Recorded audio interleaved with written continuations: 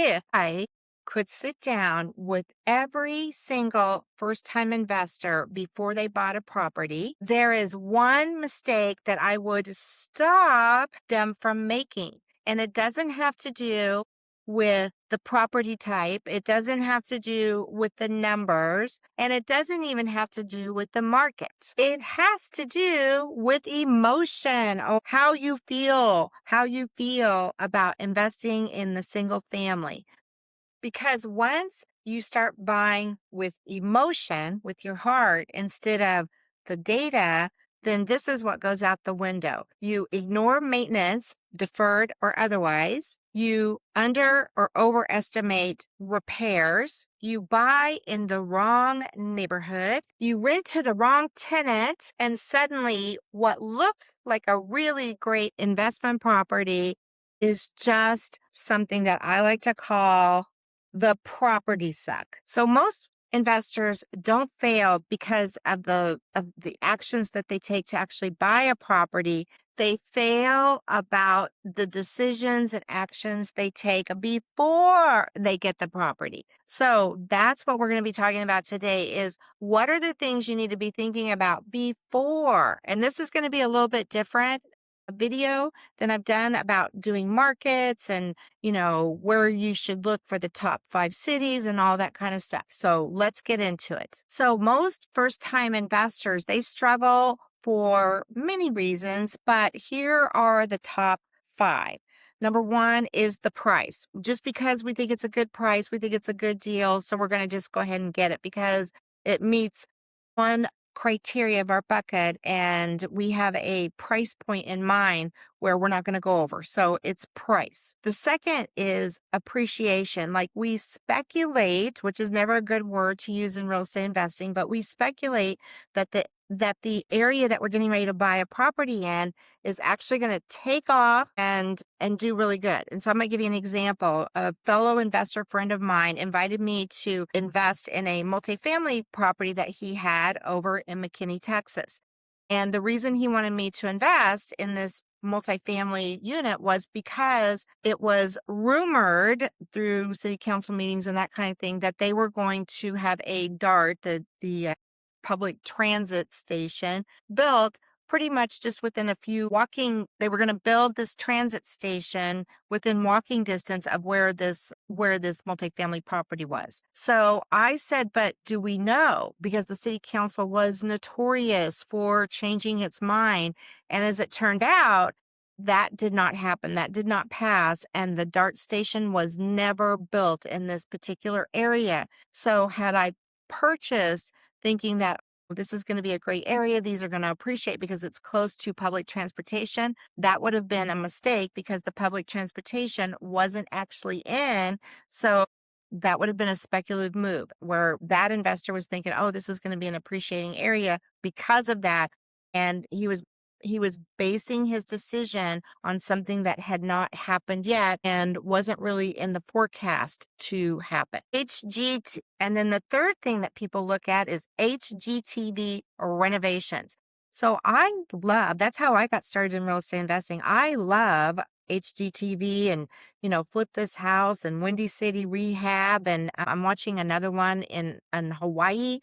Love those shows, and so a lot of us get excited. And I know I did. I was guilty of it. I got excited about, oh my gosh, I could do that. I've watched so many shows. I know how to do that. I know how to do that. But one of the things those shows don't tell you about is the realistically time frame of how long the repairs take, the permit process, contractor issues, and a lot of times they're being funded by the show itself. So it's not really indicative of how, a regular person like us would actually flip a house. So you don't have a team of people who can come in and make it all look pretty. And we want to flip properties that are not dramatic, that don't bring drama, right? Because what is drama? Drama is emotion. And when I'm flipping a house or I'm renovating a house, the last thing I don't need to have surprise termites. I don't need to have surprise plumbing issues. I don't need to have surprise mold because I did an inspection beforehand. So I shouldn't be shocked when I tear out sheetrock and I find out that, this whole wall has to be replaced, all the boards, because the termites have demolished it. Then the then the fourth thing that people base where they should buy or get emotionally involved is vacation destinations. I've been there right with you. When I go on vacation, I love to look at real estate. And then I think to myself, wouldn't it be awesome to have a place here in Florida or, hey, a place here up in the mountains?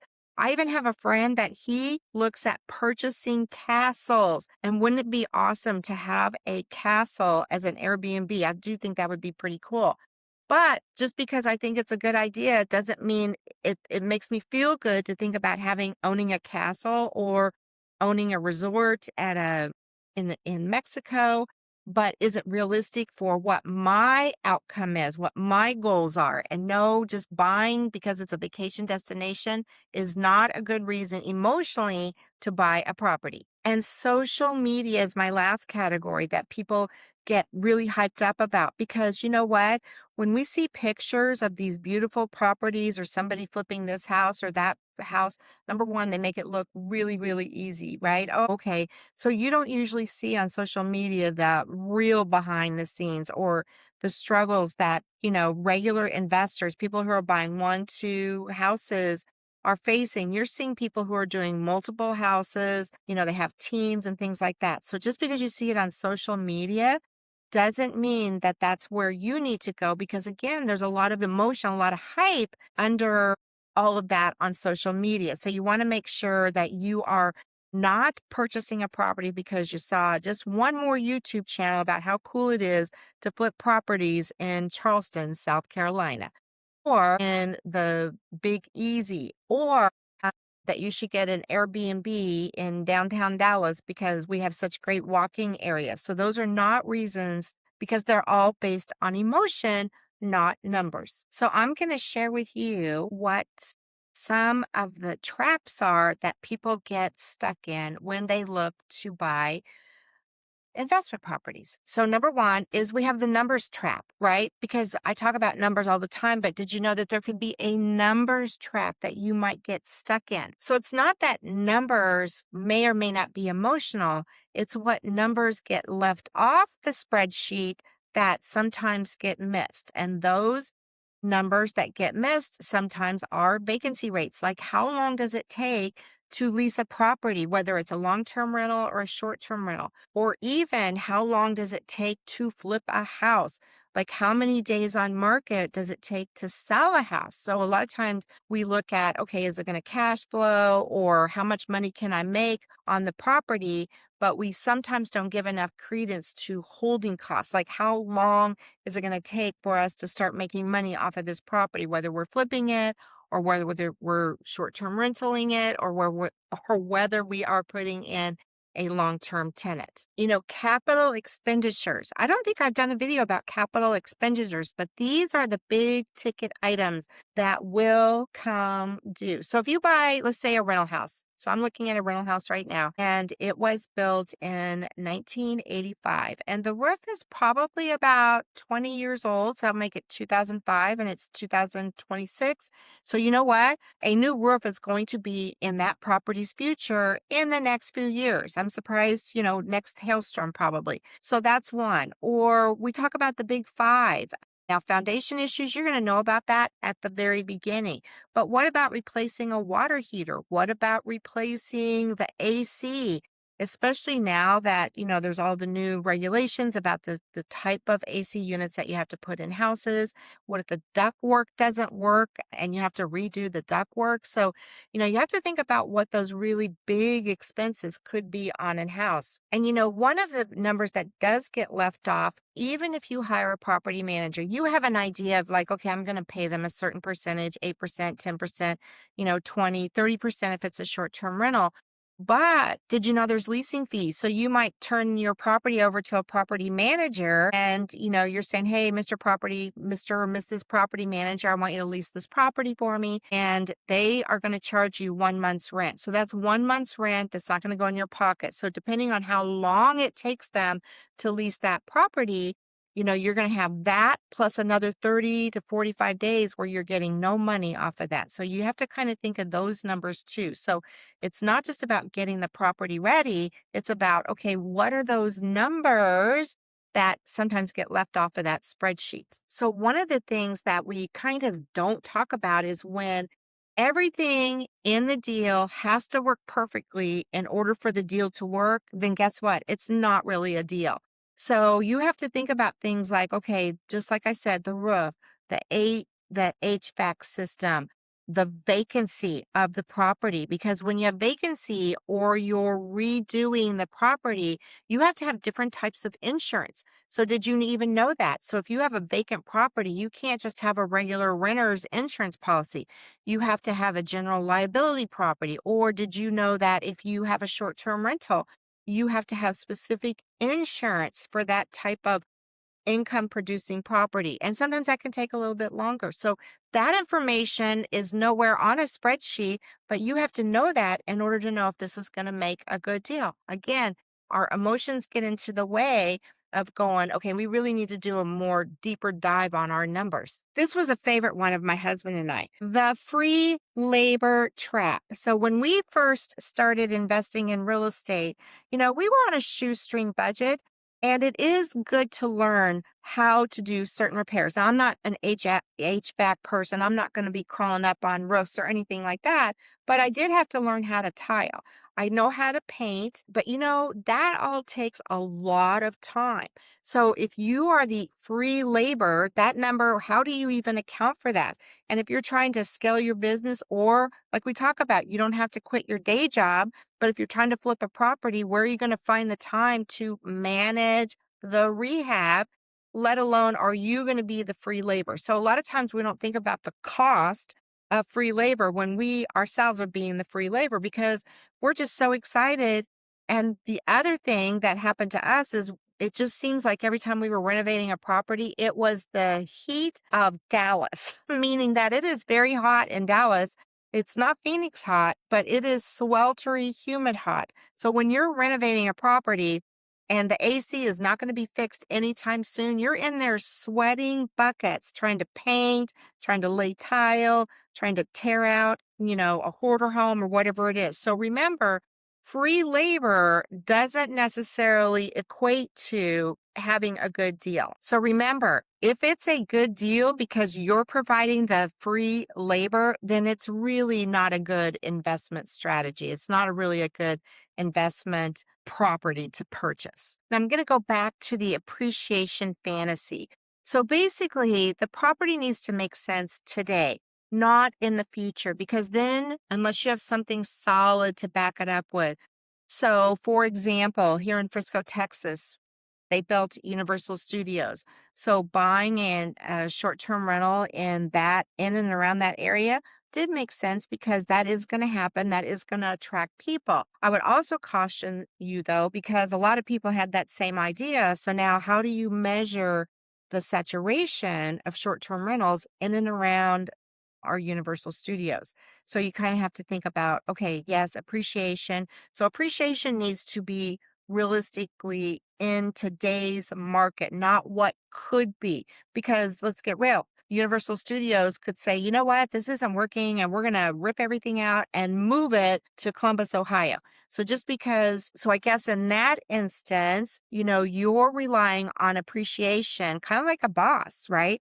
That it's on somebody else's decision whether or not your property will appreciate, when appreciation should be more based on growth of the community, of the market. That's what real appreciation is all about. Another trap that people fall into is the tenant selection. So I can't tell you, when I owned my property management company, how many people would call up and they just kind of freaked out because they had this property and it was taking forever to get it leased. They'd already spent a bunch of money renovating it.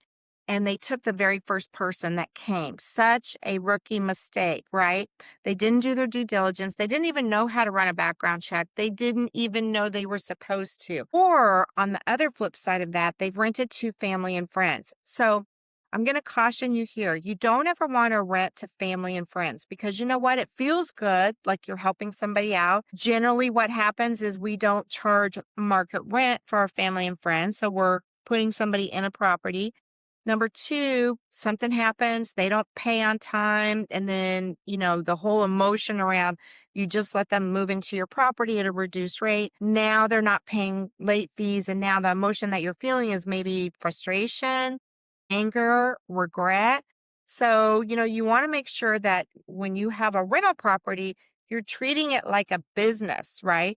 And so, in a business, would you just give away your free products because, you might give your friends and family a discount in the rental market? You don't want to give friends and family a discount because it is business and it's over time that those negative emotions will generate. So I'm saying to you, keep your rental business as a business and do not offer the friends and family discounts on your investment properties. Another big thing that people do is they kind of rush the process. So they will look for the cheapest price property. They won't necessarily know if the neighborhood is good or not. They'll just go, "Hey, I have this property and I want to purchase it and it meets my buy box in terms of how much cash I want to spend on an investment property." And instead of taking the time to look at not just the property, but the community and the market itself. You want to make sure that you always have at least two exit strategies, whether that's if you're buying for a short term rental, can it be a long term rental? If it's a long term rental, can you owner finance it or even flip it? So, what is the two exit strategies that you will use on any investment property that you purchase? So, remember in my other video, I talked about job growth. Are people moving into the area? Is there job growth? Is the rents stable in this area? And sometimes when we get emotional and get excited about buying a rental property, we don't, or sometimes we don't even know that we should be looking at these other things. So we talk a lot about numbers, but I want to convey to you that you don't want to miss the numbers that a lot of times don't appear on any spreadsheet when you're figuring out all of the things you need to know about owning an investment property. Now, what I really want to dive into, because I live in the Dallas Fort Worth area, I actually live in Frisco, Texas. So when I talk about buying properties, I want to look at Dallas versus Fort Worth versus Frisco, because I do talk about, I would love to invest in my own backyard, but I want to tell you why or why not I am not investing in my own backyard. So let's talk about Dallas Fort Worth. Okay, let's compare these three cities. So, Dallas, the pros, there's a strong demand, there's high rents, and there's tons of job growth going on right here. The challenges is that it does cost more to buy a property in the Dallas area than it does Fort Worth. There's registration requirements. There's the short-term rental fiasco that's still ongoing even as I make this. Code compliance, and it's just harder to make the property's cash flow. And then let's look at Fort Worth. So you can actually still find some really good deals over in Fort Worth, Texas. There's more affordable housing and it's very investor friendly environment. I love going over into that's Tarrant County, and there's lots and lots of pockets of investor friendly areas over there. We do have high property taxes. There's a little bit higher vacancy rate, and you have to give up some rent concessions because since it is so investor friendly over there, there's more rentals, if you will, in pockets. There's like pockets of rentals. And then let's talk about Frisco. All right. So Frisco has amazing appreciation, but they have excellent schools and it has a really high, strong, and ongoing strong population growth. But here's the thing with Frisco, the price point is very hard to get into for in terms of like for investment properties. There's almost every HOA has all kinds of restrictions, whether you're doing long-term rentals or short-term rentals. So because of the high entry point, cash flow because of the property taxes and insurance, it's almost impossible to get cash flow on properties in Frisco. So not every, when we talk about where should we invest and things like that, so there's still pockets. So we like to call them mini markets, right? So there's many markets that you can invest in: Dallas, Fort Worth, and even in Frisco.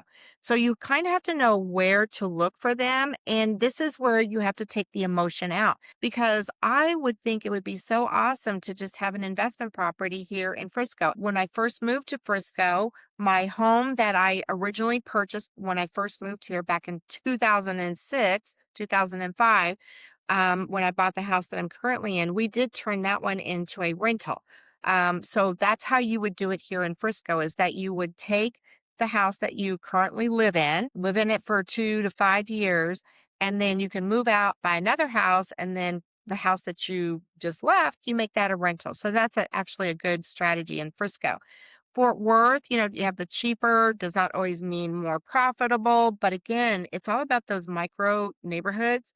So every market that you're going to look at has trade-offs. So the goal is just to understand them before you buy, not after. I want to talk about Frisco and or any place that's kind of a high entry point. So if you buy your homestead, where you're living at, this is called house hacking. You buy a property where you can live in it, because most of the time the interest rates are going to be a lot lower, but the entry point, the down payment that you have to put down, especially if you're using FBA, just a homestead loan in general, is going to be a lower down payment than an investment property. So you could purchase a property that you're going to live in for a couple years, and then you go out and you buy another property, you move into that one, homestead it, and then one that you just left. You can actually build a very nice rental portfolio doing that. So that's what we did when we first moved to Frisco. So we bought a property, and then we made that property a rental. We bought another one, and that's how we kind of got started, along with buying other investment properties as well. So that was just kind of a little tip for you on how to get into these higher priced markets. So I use this as my rental property checklist every single time I am looking at buying my next single family home as a rental. And that can work also with short-term rentals, but specifically for, the long-term rentals. And then, as I've said before, I want to make sure it's landlord friendly. I want to make sure I'm looking at property taxes and insurance, and then the entry point and cash flow. And there's all kinds of ways to do that. You can look at markets where it's easier to get into entry point, like Fort Worth versus Dallas versus Frisco. Now, you're probably wondering, okay, why are you talking about this, Nancy? Well, because I have a lot of experience in single family. It's what I specialize in. I used to own a property management company where I managed a lot of doors, right, for 10 years. So I think I've seen a few things when it comes to single family rentals and what works and what doesn't. So, what I would really strongly encourage you to do is watch my next video about, where to invest in 2026. And I've also got a video out there about, Dallas versus Fort Worth if you're in the DFW area. And, lastly, I would invite you to book a strategy call for me, whether you're not sure which market to go into, or maybe you have your eye on a rental property and you would just like someone to give you a second opinion about the value of that. And is it a good deal, and what numbers are you looking at? And the biggest mistake I see people making when they are buying rental properties is just don't be emotional. Always, always, always do your due diligence. You want to buy with data, verify assumptions, plan for risk, and protect your cash flow. Those are the 4 things that I'm leading with you today.